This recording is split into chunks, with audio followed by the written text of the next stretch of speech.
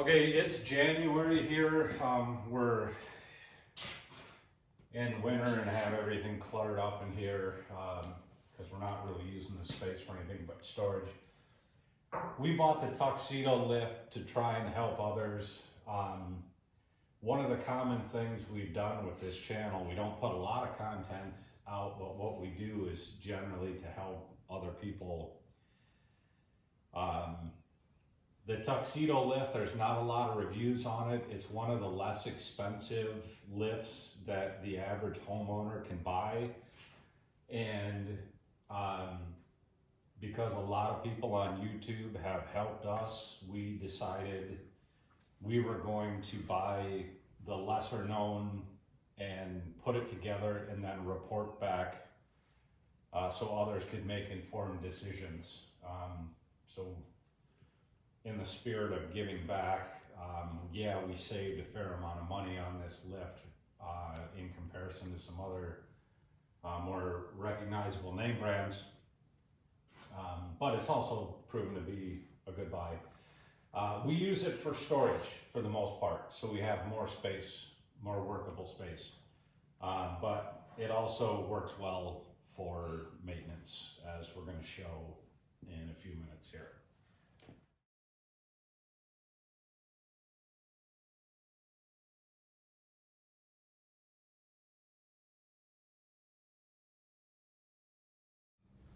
So 2 boxes. Here is the pump, and here is everything else. And we have, looks like a manual.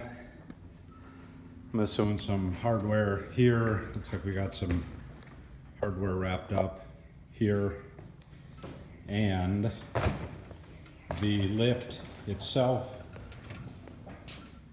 looks like it is stacked together and bolted on some steel that they welded together to make brackets front and back. So I think the difficult part here will be lifting everything off. I may have to pull this back out and use the front end loader on the tractor to lift this out and start taking it apart, or get some friends and neighbors together and try and do it that way.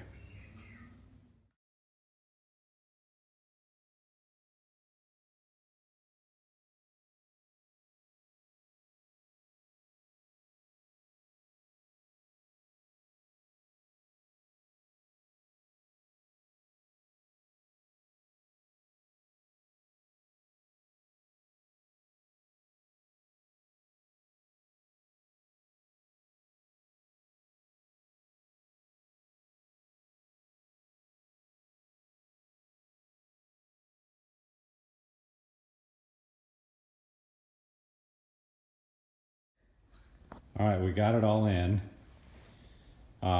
This obviously required the tractor because of how heavy it is. If you have an engine hoist or something, front end loader, forklift, that would definitely make that easier. Or you could take it all apart and move the ram separately. But even just this ramp here, without any of the extra hardware, required all 3 of my kids to get it off the trailer and on the floor in here. So here's all the parts and pieces. One thing I've noticed, I'll try and do this steadily. The instructions are okay, but when it comes to the hardware stuff, when you look in the back, it doesn't give you a lot of detail in the diagrams here. Like, you're going to need some nuts and bolts and different things, but you'd have to do a lot of flipping back and forth from the back of this manual to figure out what each of the little numbers means. We're opting to try and build this laying down since we're not going to lift these up over and try and feed it down through. So we just used a 2x4 block to lift this end up and get it started, and now we should be able to slide it down in that C channel, or this cross beam. We laid it on the floor, slid the cross beam in, and then put the ladders in and secured the top plates. So your orientation is that pulley, the guide there, needs to face in, the top plates need to correspond so that the center hole is your lock ladder, and the offset hole needs to face inward on your top plates. So the instructions don't show you putting this together, but if you read ahead, it'll make the process of laying this out go that much quicker. Lay down the uprights, slide this in, get your ladders in place, get your top plates in place. Kind of goes in that order.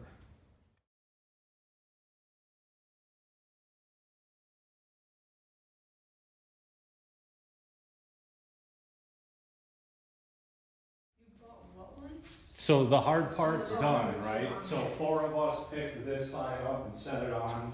Now we're gonna keep it from sliding off and lift this side on. This is the heavy part with the ram and everything in it. So oh, that's the lighter part? No, this that's the the heavier side. side. So this will be easy. Okay, 1, 2, 3. Oh, yeah. All right, slide your head up. Okay, how much room you got? 1 inch. Oh boy. I have 1 inch of overhang. We have like a quarter. So now we need to get, we have more. Oh. Okay, so girls, we're gonna go Andy's direction, like 3/8 of an inch or so. Okay, like that. Perfect. All right, now we need to spin the whole thing so this is facing down. So you and Andy should go down there, right? Well, just all line up on one side and then just. Okay, yeah. I think we should just line it. So Gracie and I will be outside, you 3 inside. Okay. Let's get it stood on end So you want to rotate it your way or my way? your way, Okay. because it's flat. And then we gotta make sure we don't slip off the edge. Okay. So I'll just I'll just watch. So M, keep an eye on your edge. Okay. All right, 1, 2, 3. I'm scared since the bottom line. Okay, No, we're fine. we're going all the way over. Yep. You guys good? Keep going, Yeah. keep it going. All right, it's just the cables are up. Fingers. Make sure nothing's going to pinch. Easy. Easy. Well, we could have done 10 of those. Okay, girls, now we need to slide the whole thing down. Wait, I need a bolt. Yeah, black bolt. And then Andy needs one so that we know where to stop.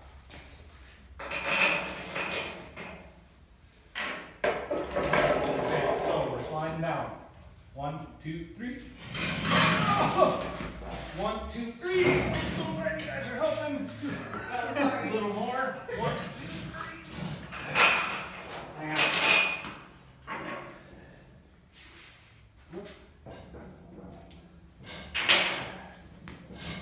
Too far.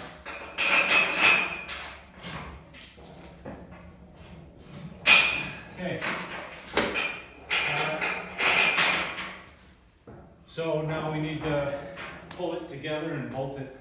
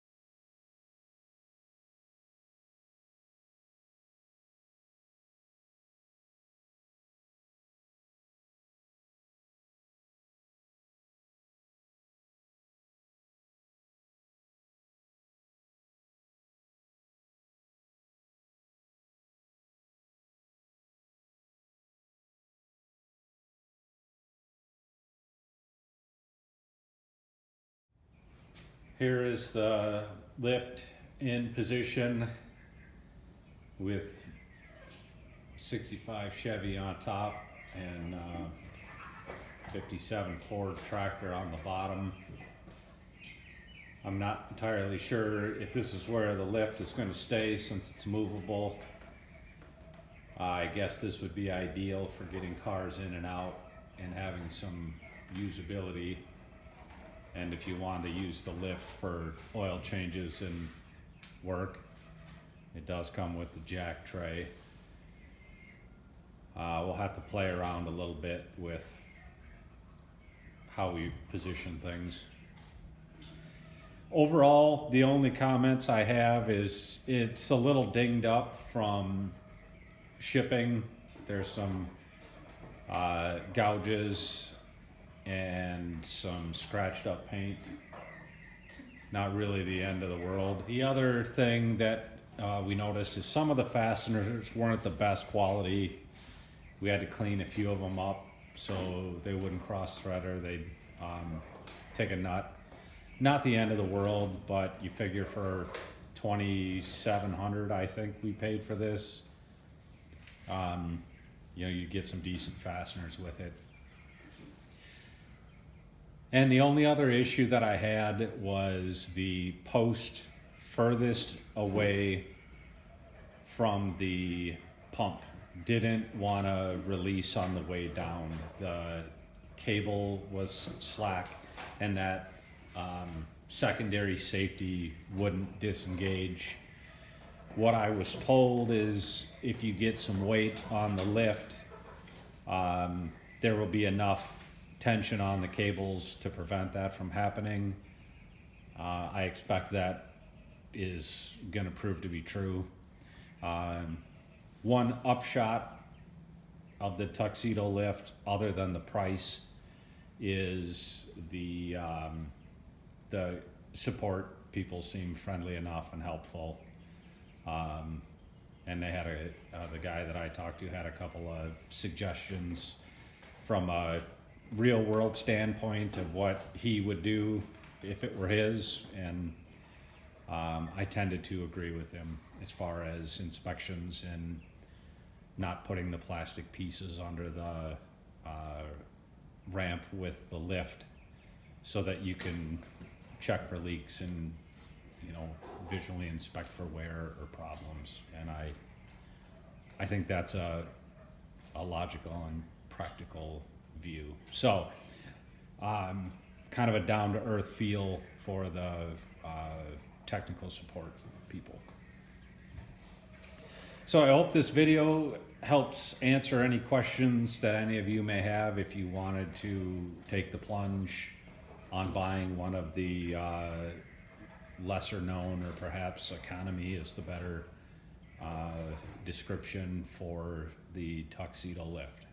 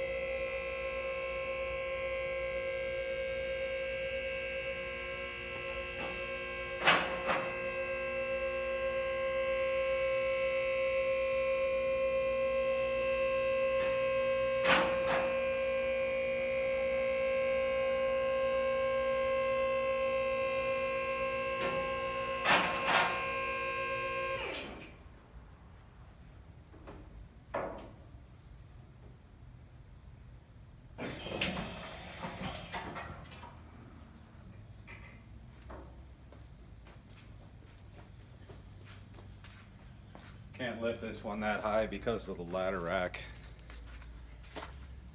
But it's enough to do an oil change and check the oil level in the differentials and do basic maintenance before winter.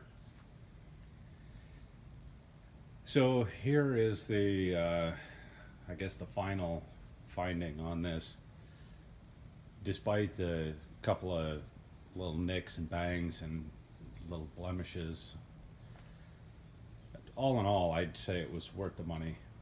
Doing oil changes on these pickup trucks, I mean, it used to be an afternoon's project for me. Drive them up on ramps or get jack stands under them, get underneath and check fluid levels. Yesterday I did maintenance in probably 5 minutes, and I expect this truck will be about the same. Dump the oil, take the inspection plugs out, take a peek, close everything back up, drop the truck and put oil in it and drive it off. I didn't buy this lift to do service, but it's one of those things, you know, use it if you got it, and it does work. This truck is not as heavy as the other truck I did service on. That is a heavy vehicle, getting pretty close to 7,000 pounds.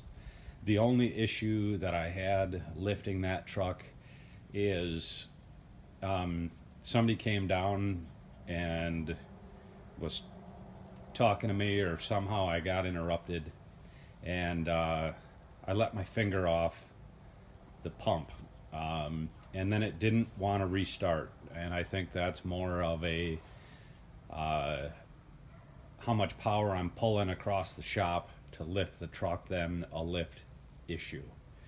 But it was a simple fix. I dropped the truck down onto the safety and hit the pump again, and then it lifted it the rest of the way without issue. So all in all, for the average person who wants a lift for storage or basic service and doesn't want to break the bank, thus far I am not seeing any reason not to pull the trigger on the Tuxedo lift.